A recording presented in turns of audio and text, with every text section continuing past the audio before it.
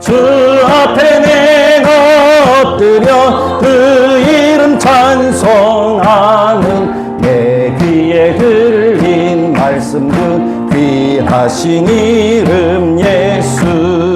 주 십자가에 달릴 때 명패에 쓰인 대로 저 유대인의 왕이요 곧 왕이 왕이시라.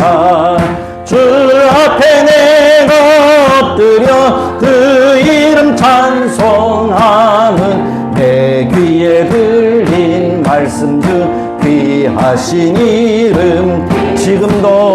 지금도 살아 계셔서 언제나 하시는 일.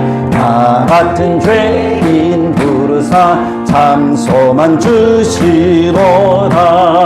주 앞에 내가 엎드려 그 이름 찬송하는 내 귀에 들린 말씀 그 귀하신 이름. 주 예수 때서 영원히 어제나 오늘 그 이름으로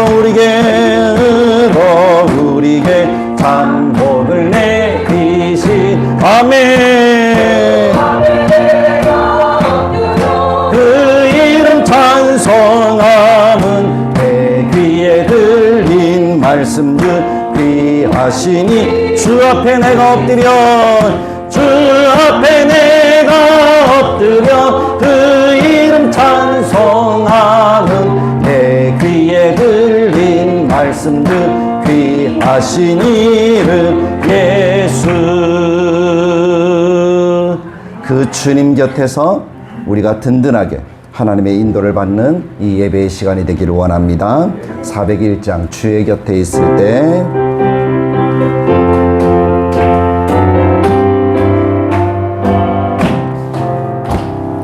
주의 곁에 있을 때 마음이 든든하오니. 주여 내가 살 동안 인도하여 주소서. 주여 나를 인도하소서. 빠른 세상 살 동안 주여 인도하소서. 피난처인 예수여 세상 물결 엄할 때 크신 은혜 베푸사 나를 숨겨주소서. 아멘. 주여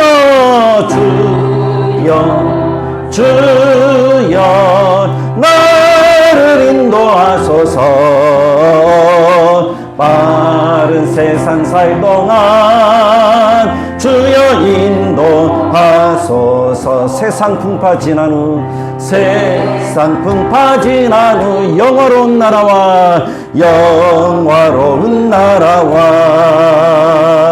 눈물 없는 곳으로 들어가게 하소서. 주여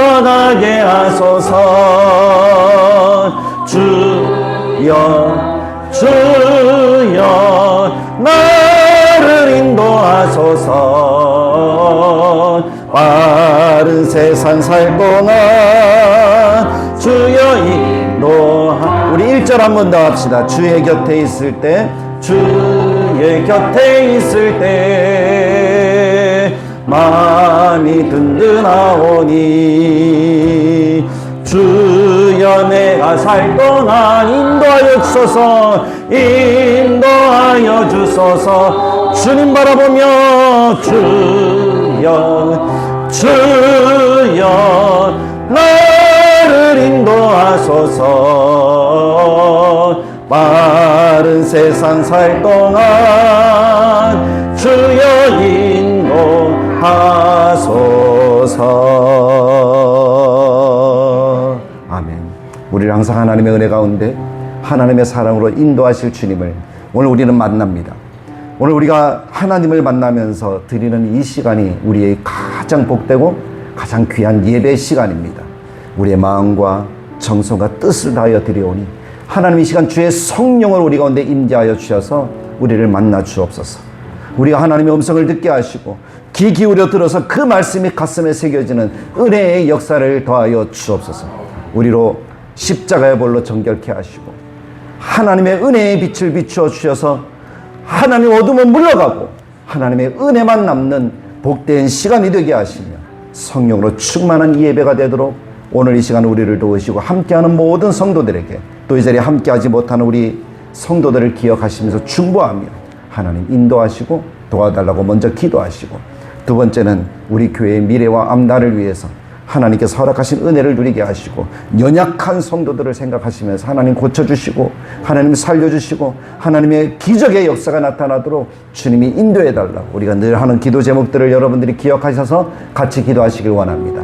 나라와 민족과 세계가 참 많이 혼란스럽습니다.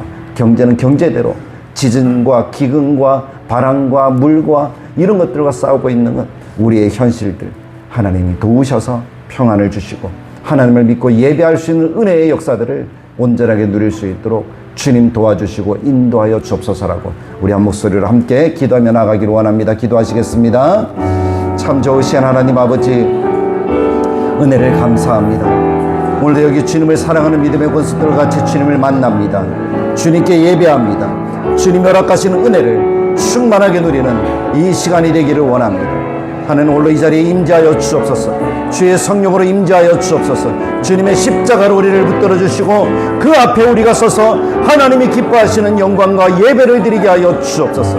우리를 십자가로 정결케 하시어 하나님이 받으시길 부족함이 없는 한 양이 되게 하시고, 하나님 우리 안에 하나님의 은혜의 빛을 비추어 주셔서 다른 것들은 조금 더 틈타지 못하게 하시고 어둠은 물러가고 죄악은 물러가고 예배를 하게 하는 모든 세력들은 다 떠나가고 온전하게 하나님의 은혜의 역사만 우리 가운데 임하도록 도와주시며 성령으로 충만케 하셔서 우리의 마음과 정성과 뜻을 다해 하나님을 예배하며 하나님의 은혜를 받아 누리기에 부족함이 없는 이 복된 시간 되도록 주님 홀로 역사하시고 주님 홀로 은혜를 베푸시고 기적의 현장이 되도록 주님이 도와주시기를 원합니다. 함께 예배하는 모든 성도들을 주님이 붙들어 주옵소서. 여러 가지 사정으로 이 자리에 함께하지 못한 성도들도 주님이 기억하셔서 함께 은혜를 누리는 이 역사가 얼마나 귀한지 우리가 알고 하나님 앞에 예배하는 이 모든 시간들을 놓치지 아니하고 하나님을 만나고 하나님을 노래하고 하나님을 높이는 복의 복을 누리는 우리 모두가 되도록 주님이 인도하여 주시기를 원합니다. 하나님 다대로교회를 축복하여 주옵소서. 다대로교회 하나님의 선하신 인도하신 가운데 앞날이 하나님의 손에 있사오니 하나님께서 허락하신 은혜를 누리게 하시고 하나님이 우리를 위해서 열어놓으신 길에 우리는 순종하며 발을 내디고 함께 걸어갈 수 있도록 도와주시기를 원합니다.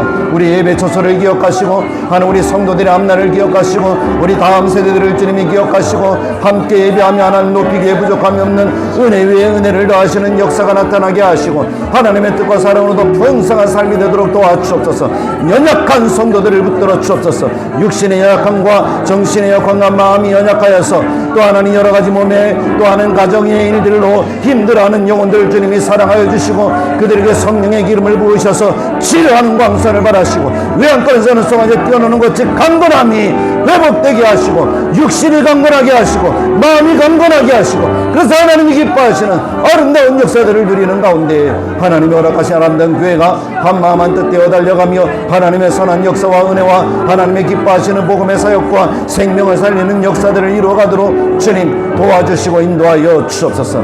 이 세계가 참 많이 혼란스럽습니다. 경제는 경제대로, 문화는 문화대로, 사랑과 관계는 관계대로 참 많이 힘들어하는 시대 가운데 있습니다. 거기에 하나님 뜨거운 태양볕에 하나님 많은 사람들이 고통을 하고 있고 하나님 태풍 때문에 하나님 많은 재산들을 잃고 있고 하나님 지진 때문에 또 힘들어하며 전쟁과 기근으로 인하여서 힘들어하는 영혼들도 참 많이 있습니다.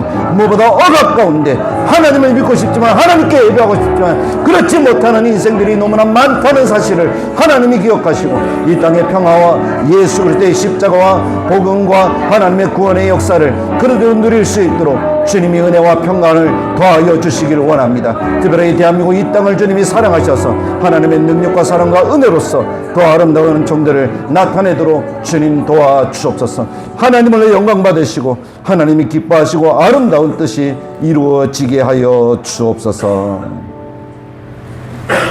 다 같이 자리에서 일어나셔서 주님의 성령 찬양함으로 하나님 앞에 우리 예배를 드리겠습니다.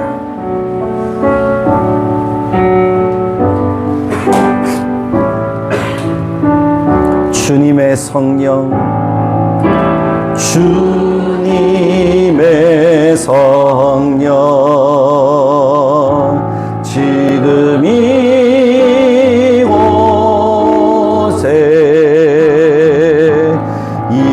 임하소서.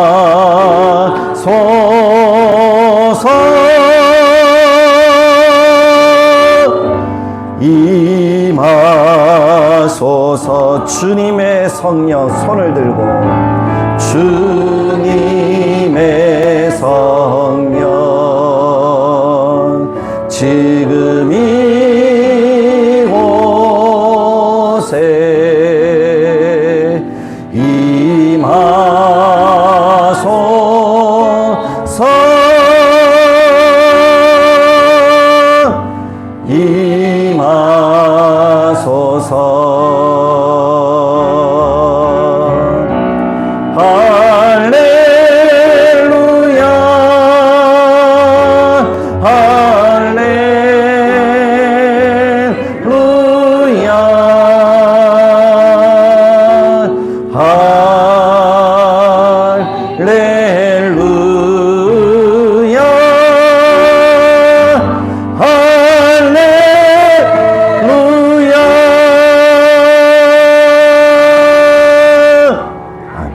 하신 영광과 기쁨을 나타내는 우리 소망구역 그리고 모든 성도들이 되시기를 간절하게 축복합니다.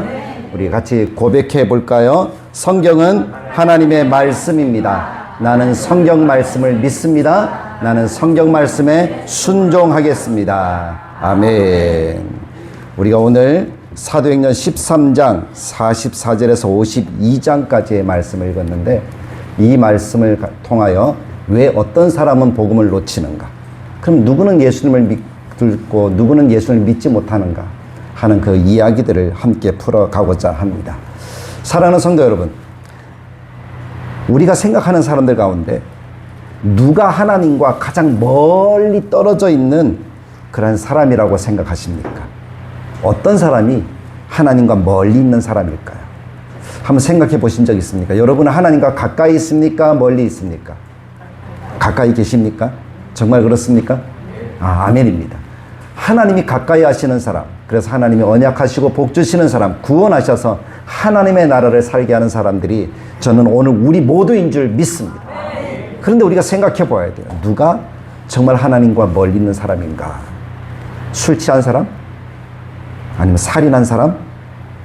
교회에 안 나오는 사람? 아니면 세상에 빠진 사람?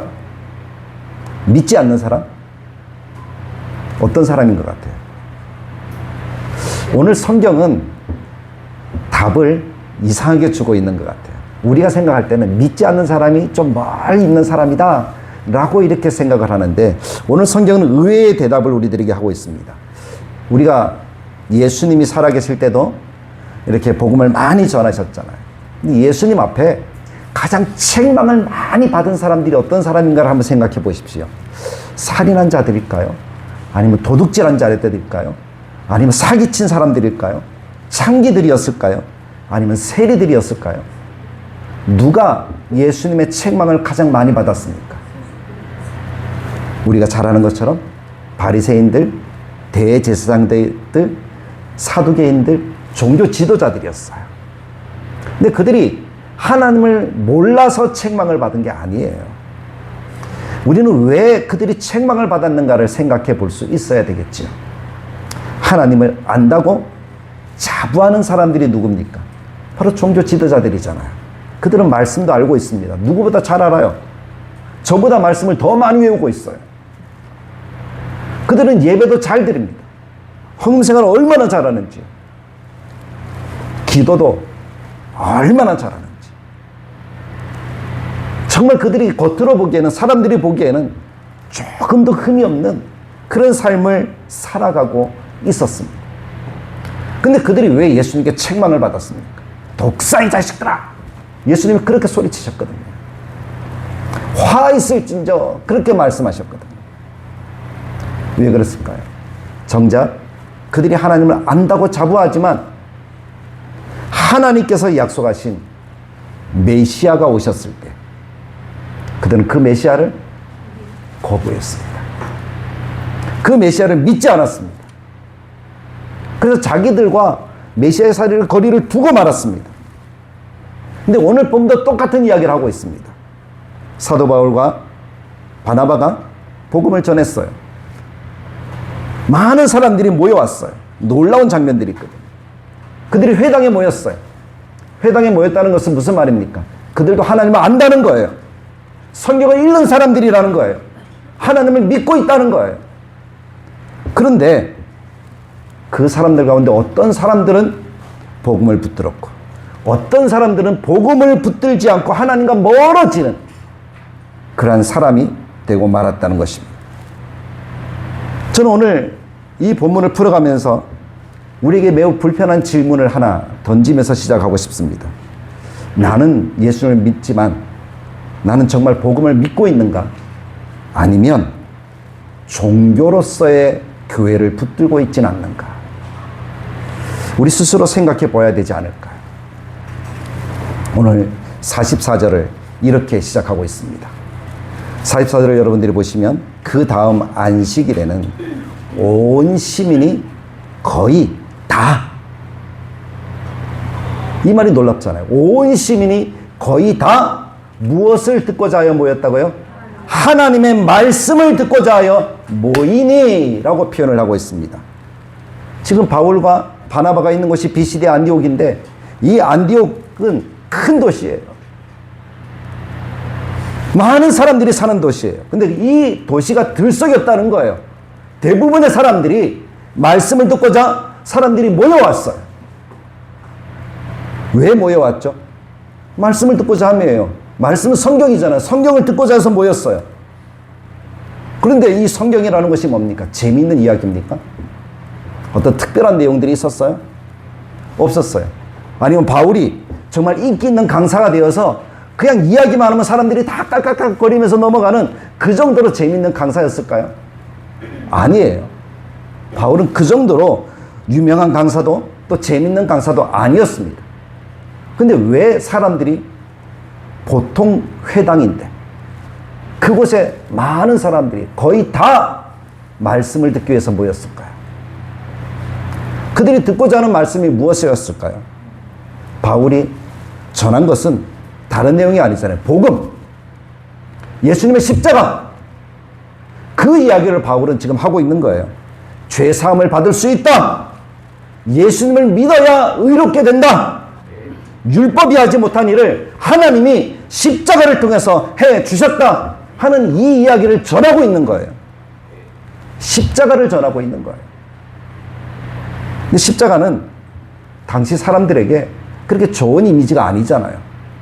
사람을 죽이는 나무, 높이 들린 나무거든요. 저주의 상징이거든요.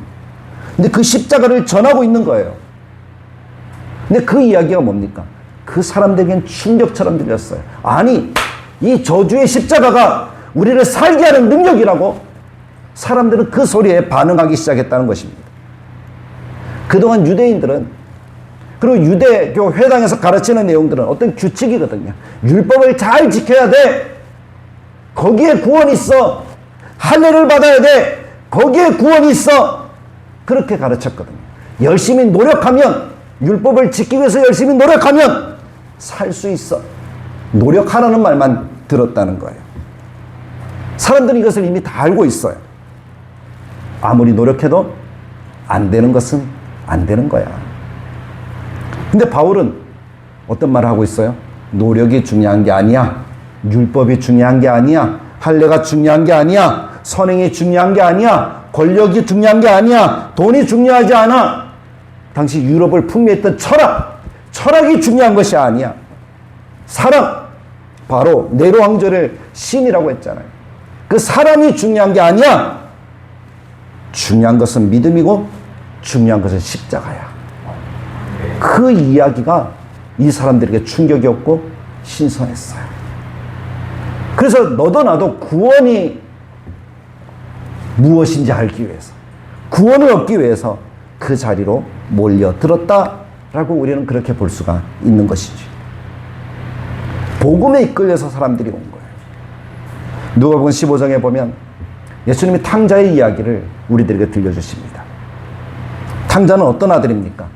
아버지의 유산을 미리 챙겨서. 유산은 보통 어떨 때 받는 거예요? 돌아가시고 난 이후에 받는 게 유산이잖아요. 근데 이 아들은 너무나 당돌해요. 아버지가 돌아가시고 나면 내가 받을 유산을 나에게 미리 땡겨주십시오. 아니, 그런 말이 어디 있어요? 그렇게 당돌하게 이야기하는 아들이었어요. 대먹지 못한 아들이지. 이 아들이 유산을 받아가지고 어떻게 하는 거예요? 다 팔아서 돈을 만들어서 외국으로 나가는 거예요. 먼 지방으로 가는 거예요. 그걸 살다가 자기의 모든 재산들을 다 탕진해버렸다. 방탕하게 살았다는 거죠. 그러다가 이 아들이 뒤늦게 깨닫고 돌아오게 되어집니다. 탕아가 돌아온 거예요. 근데 왜 이 탕아가 돌아옵니까? 누구를 생각합니까? 자기 아버지 집을 생각하는 거예요. 아버지의 사랑을 생각하는 거예요. 그 사랑에 이끌려서 탕자가 돌아왔다는 거죠. 복음도 똑같습니다. 복음은 무엇을 재미있게 거창하게 이렇게 포장하지 않아요. 복음은 단지 하나님의 사랑을 이야기합니다. 예수님의 십자가를 이야기합니다. 십자가 저주, 그것이 두려운 것이 아니에요. 그것이 은혜라고 말씀하고 있습니다. 그 은혜에 의하여 우리가 구원을 받았으니, 십자가로 구원을 받았다는 이야기를 다만 증거했을 뿐이에요. 근데 그 이야기를 듣고 어떻게 했다고요? 하나님께로 거의 다 모여와서 하나님의 말씀을 듣고자 했다는 것입니다.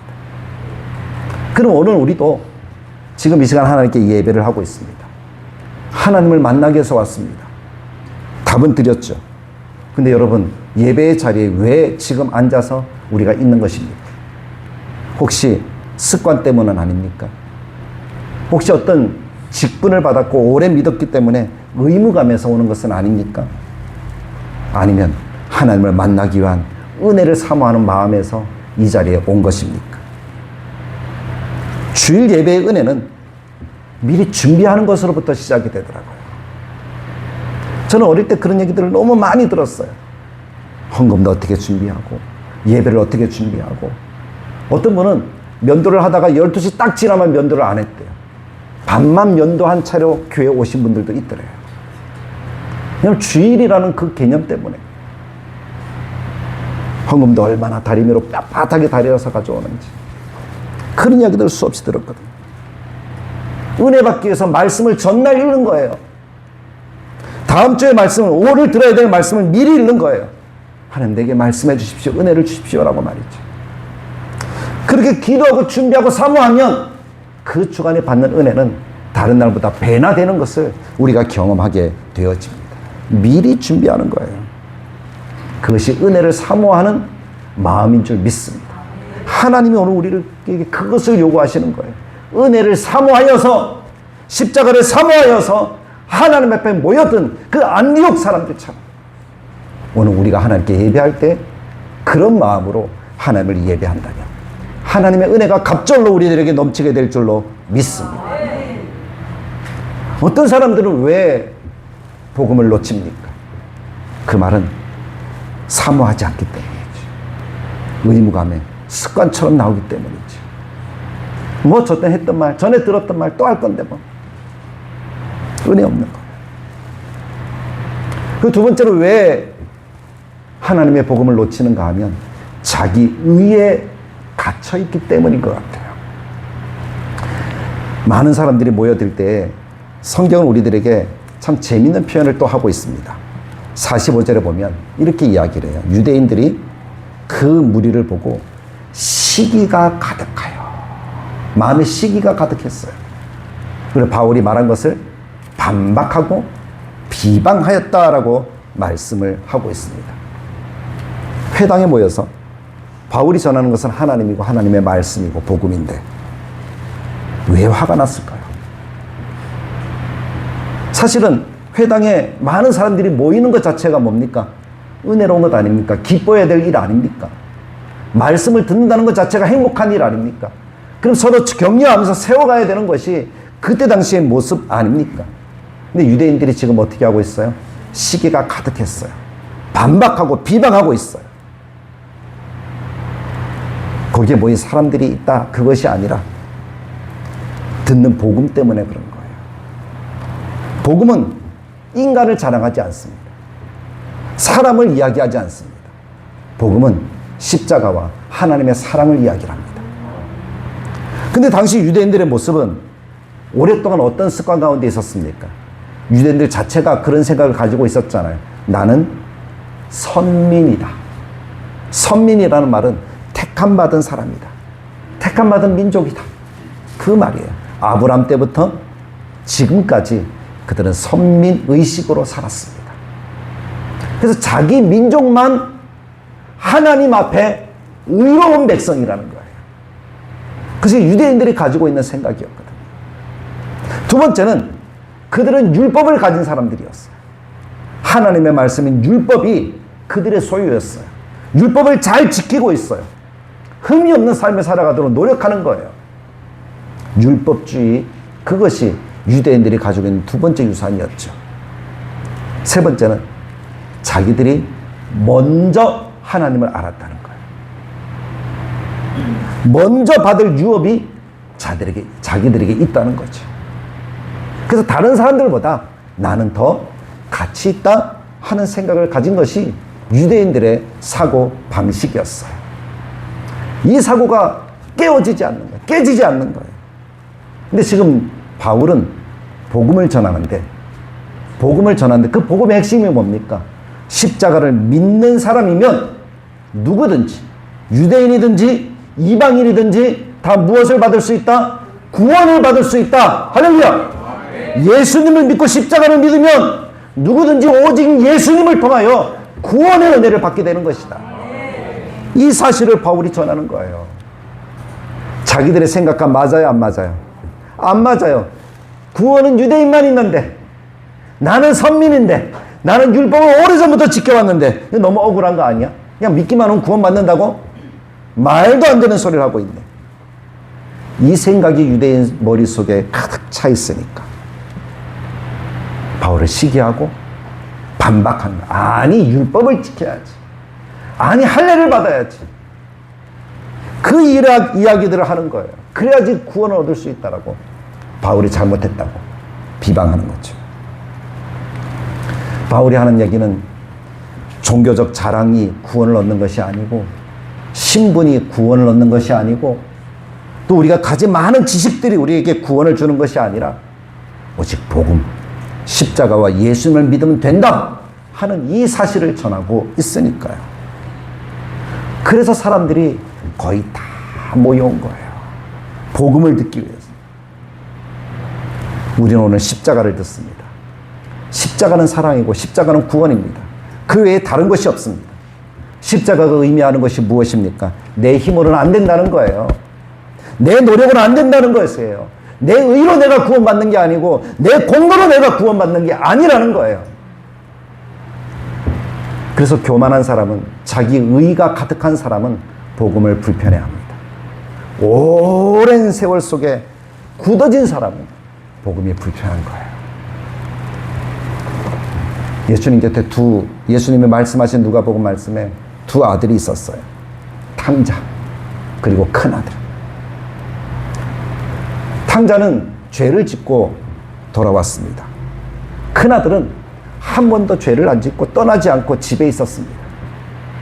근데 아버지가 배설한 잔치에 참석하지 못한 사람은 누굽니까? 우리가 성경을 좀 유심히 읽어보면 아시겠잖아요. 누가 그 잔치에 참여하지 못했죠? 큰아들은 끝까지 들어가지 않았어요. 큰아들이 뭐라고 얘기합니까? 나는 지금껏 살면서 아버지 제사를 조금 더 축내지 않았고, 아버지 말씀을 한 번도 어긴 적도 없고, 아버지가 시키는 대로 다 했는데 나를 위한 잔치도 배설해주지 않더니 이게 뭐야? 누가 한 일만 지금 이야기하는 거예요. 자기가 한 일만. 자기 의 때문에 결국 이 큰아들이 잔치에 들어가지 못했다는 것입니다. 이 말씀이 오늘 우리들에게 주는 의미는 무엇일까요? 우리도 그럴 수 있다는 거예요. 우리도 예수를 믿습니다. 하나님의 자녀입니다. 교회 오래 다녔습니다. 근데 오래 다녔다는 그 사실을 우리는 자랑할 수 있을까요? 우리가 직분을 받았어요. 세월이 지나고 하나님이 직분도 주시고 집사, 권사, 장로, 목사 다 되게 하셨어요. 근데 그 직분이 자랑할 만한 것입니까? 내가 열심히 일을 하죠. 헌금도 많이 하고 봉사도 열심히 했어요. 근데 그것이 자랑할 수 있는 일이라도 될까요? 하나님 앞에서는 그 모든 것들이 구원의 근거가 되지 않는다는 거예요. 오직 우리에게 구원을 주시는 은혜는 무엇밖에 없습니까? 예수님의 십자가, 오직 예수 그리스도밖에 없는 줄 믿습니다. 은혜가 필요할 뿐이에요.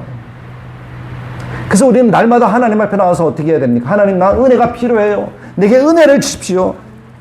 그것이 복음의 출발점이고 그것이 신앙생활의 출발점이라는 사실을 우리의 마음속에 새길 수 있기를 간절하게 축복합니다. 그래야 유대인들처럼 시기하고 비방하고 반박하고 그런 일들을 하지 않고 아멘하고 감사하는 하나님의 백성이 되는 줄 믿습니다. 오늘 우리가 그렇게 되기를 간절하게 축복합니다. 복음을 믿지 않는 데는 그런 이유가 있지만 복음을 믿는 사람들은 어떤 삶을 살아갑니까? 거절당하고 시기를 받고 반박을 당하고 비방받고 쫓겨난다 할지라도 50절 말씀에 보면 유대인들이 그 당시 많은 사람들을 이렇게 선동하여서 바울과 바나바를 박해하고 쫓아냈다라고 이렇게 성경을 기록하잖아요. 바울과 바나바는 거절당합니다. 그리고 비난받습니다. 박해받습니다. 쫓겨납니다. 근데 본문의 결론이 52절인데요. 52절에 뭐라고 이렇게 이야기를 하는가 하면 제자들은 기쁨과 성령이 뭐했다? 충만했다. 기쁨이 충만하고 성령이 충만했다는 거예요. 보통 박해받고 쫓겨나면 마음이 어떻습니까? 기쁩니까? 속상하잖아요. 낙심이 되잖아요. 그게 정상적인 마음이며 상처받아야 되잖아요. 내가 뭘 잘못했는데 하나님 나 복음 전한 것밖에 없는데 왜 내가 쫓겨나야 돼요? 그런 마음이 드는 것이 사실일 거예요. 아, 내 실패했네. 이제 이곳에서 실패했으니까 다음에는 못하겠네. 그런 마음이 드는 것이 사실이어야 하는데 오늘 성경의 결론은 뭐라고요? 기쁨이 성령이 충만했다. 왜 기쁨이 충만합니까? 왜 성령으로 더 충만합니까? 그 이유가 뭘까요? 하나님이 주시는 기쁨은 어떤 결과에서 오는 게 아니야. 쫓겨났다, 박해받았다, 거절당했다, 그 결과에서 오는 것이 아니라는 거예요. 사람들이 많이 모였다, 아니면 작게 모였다, 그것 때문에 기쁨이 오는 것이 아니라는 거예요. 내가 인정받는 사람이 되었다. 와! 그것이 아니라는 거예요. 여기서 하나님이 주시는 기쁨은 단순해요. 내가 하나님의 뜻 안에 있었다라는 거예요. 복음을 전했다라는 그 사실이에요. 뭐 듣고 안 듣고는 우리의 소관이 아니에요. 우리도 그렇잖아요. 누가 잔소리를 하면 듣다 한 귀로 듣고 한 귀로 흘리잖아요. 우리도 그런데요. 뭐. 아무리 좋은 얘기도 자꾸 들으면 잔소리로 느껴지잖아요. 복음도 똑같아요. 사람들이 받을 때 잔소리로 여겨지면 듣지 않는 거예요. 누가 듣고 안 듣고 누가 믿고 안 믿고 그것은 우리의 소관이 아니에요. 우리가 할 일은 뭐라고요? 하나님 앞에서 하나님이 기뻐하신 뜻 안에서 복음을 전하는 거예요. 그것이면 충분한 줄 믿습니다. 지금 바울과 바나바는 안디옥에서 쫓겨났지만 그곳에 복음을 전했다는 거예요. 하나님이 함께 하셨다는 거예요. 하나님의 역사가 그 속에서 나타났다는 거예요. 다른 것이 아니에요. 바울은 47절에 뭐라고 얘기하는가 하면 주께서 이같이 우리에게 명하시되 주님의 말씀을 들었어요. 내가 너를 이방의 빛같이 삼아 빛으로 삼아 너로 땅끝까지 구원하게 하리라 하는 이 말씀을 바울이 들었어요. 이 말씀은 이사야서 49장 6절의 말씀을 바울이 인용하는 거예요. 이사야서 49장 6절에 뭐라고 얘기하는가 하면 그가 이르시되 내가 나의 종이 되어 야곱의 지파들을 일으키며 이스라엘 중에 보존된 자를 돌아오게 할 것은 매우 쉬운 일이라. 하나님이 하시는 일은 쉬운 일이에요. 내가 또 너를 이방의 빛으로 삼아 그런데 너를 통해서 그 일을 하겠다는 거죠. 나의 구원을 베풀어서 땅끝까지 이르게 하리라 라고 말씀합니다. 이방의 빛으로 바울을 삼으신다는 거예요. 그래서 바울이 할 일은 뭡니까? 나는 이방의 빛이니까 가서 비추기만 하면 되는 거예요. 전하기만 하면 되는 거예요.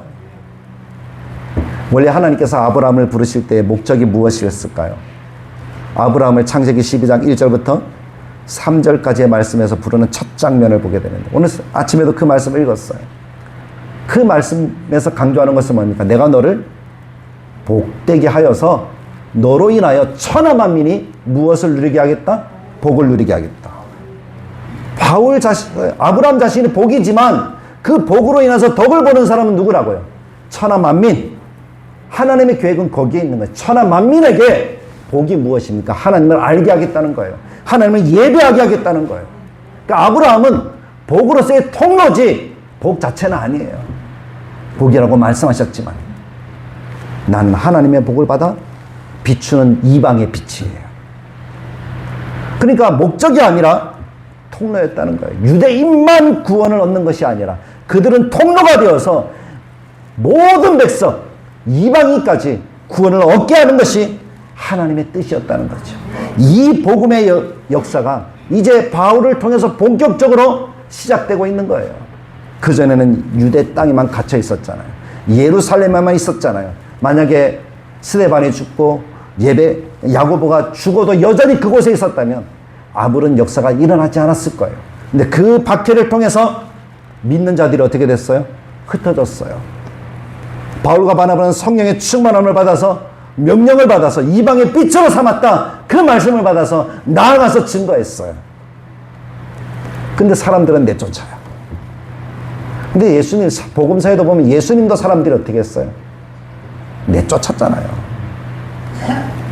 하나님의 계획은 사람들이 결정하는 것이 아니라 하나님이 이루시는 거예요. 사람들은 내쫓지만 하나님은 그 구원의 역사를 이루어 가시는 줄 믿습니다. 요셉이 애굽으로 갑니다. 근데 애굽으로 가서 애매하게 감옥에 갇히게 되잖아요. 이 요셉은 끝난 것 같아요.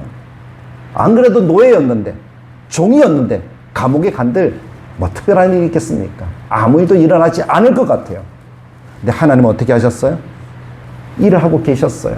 요셉은 감옥에 있었지만 하나님은 일을 하고 계셔서 요셉이 무엇이 되게 합니까? 총리가 되게 합니다. 기근이 들어서 그 기근을 해결할 자로 하나님이 요셉을 세우시는 거예요. 유대 모든 민족을 구원하고 70명이 수백만이 되도록 하나님이 그 터전을 만들어 두고 계시는 거예요. 그것이 하나님이 하시는 일이더라고요. 우리 눈에 보이지 않지만 우리는 힘들고 고난과 감옥에 갇히지만 하나님의 일은 멈추지 않더라고요. 바울이 쫓겨났습니다. 그럼 그 땅에 구원이 없을 것 같아요. 근데 하나님은 뭐라고 얘기합니까? 복음은 더 멀리 퍼지는 하나님의 은혜가 되게 하셨다는 거예요. 하나님의 역사는 사람의 거절, 사람의 생각으로 되는 것이 아니라는 사실을 우리에게 말씀하고 계시는 거예요. 우리가 구원받은 것도 마찬가지예요. 하나님의 그 은혜 속에서 우리가 구원받아서 지금 하나님을 예배하고 하나님의 사랑을 마음속에 새기며 우리가 살아갈 수가 있게 되는 거죠. 그래서 우리도 신앙생활을 하다 보면 거절당할 수도 있어요. 어려움을 만날 수도 있어요. 고난을 받을 수도 있고 아픔이 일어날 수도 있어요. 당연한 삶이잖아요.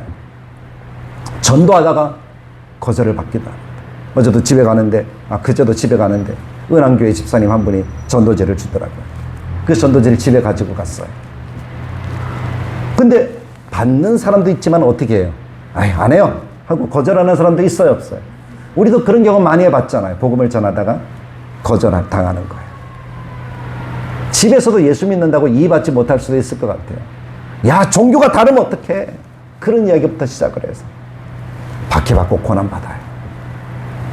직장에서도 주의를 지키려다가 손해보기도 합니다.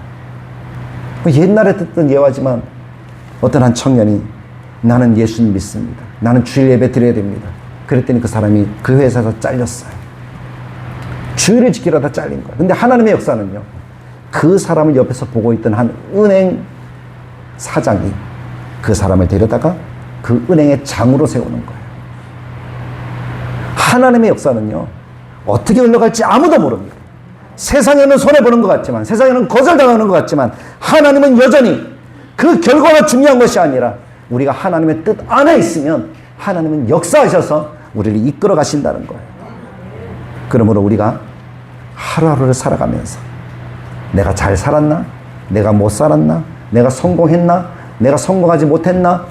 그것을 생각하는 것이 아니라 내가 하나님 안에 있었나? 하나님의 뜻을 순종했는가? 그것을 생각하는 하나님의 백성이 되시기를 간절하게 축복합니다. 거기에 하나님의 역사가 있습니다. 일은 잘 안 되는 것처럼 보여도 내가 하나님의 뜻 안에 있고 순종하면 하나님은 역사하셔서 우리의 길들을 이끌어 가시는 줄 믿습니다. 말씀을 정리하면 오늘 본문엔 두 종류의 사람이 나옵니다.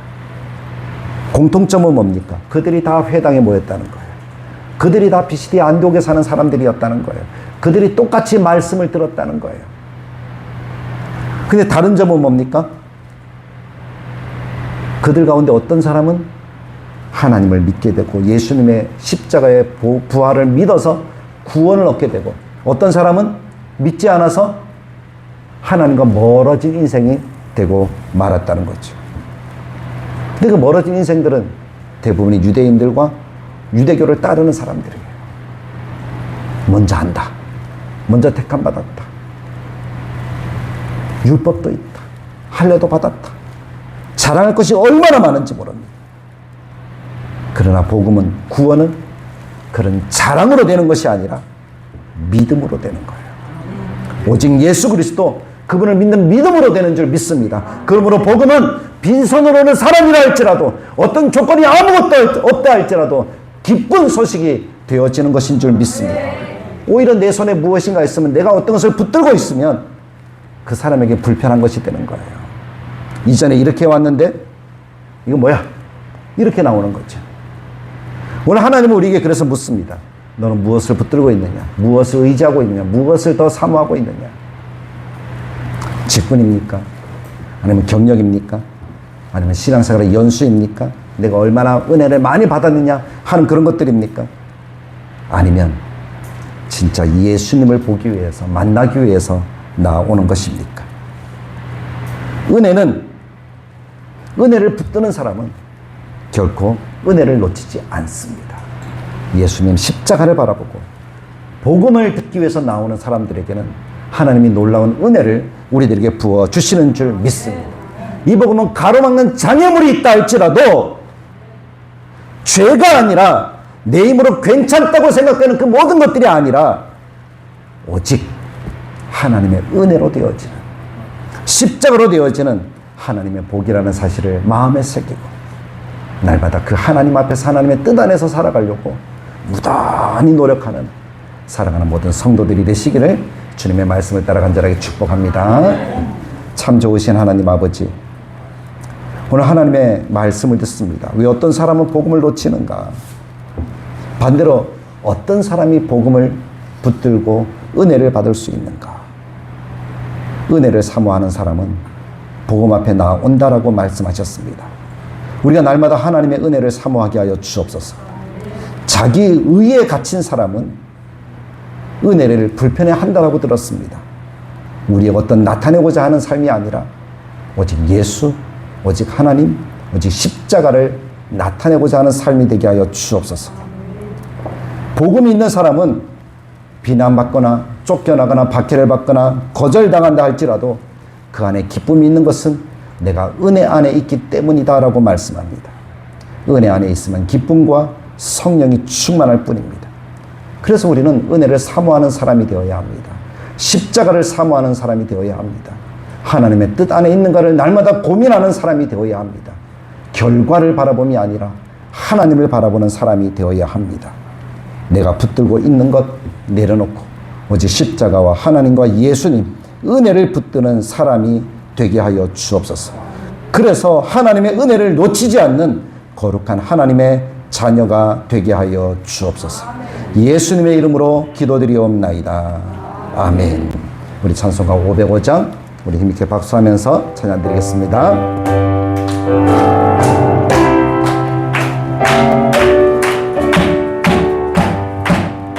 온 세상 위하여 나 복음 전하리. 만 백성 모두 나와서 주 말씀 들으라. 죄 중에 빠져서 헤매는 자들아, 주님의 음성 듣고서 너구워 구원받으라. 전하고 기도해 매일 증인 되리라. 세상 모든 사람 다 듣고 그 사랑을 보러 온 세상 위하여 이 복음 전하리. 저 죄인 회개하고서 주 예수 믿으라. 이 세상 구하려 주 돌아가신 것 나 증거하지 않으면 그 사랑 모르 전하고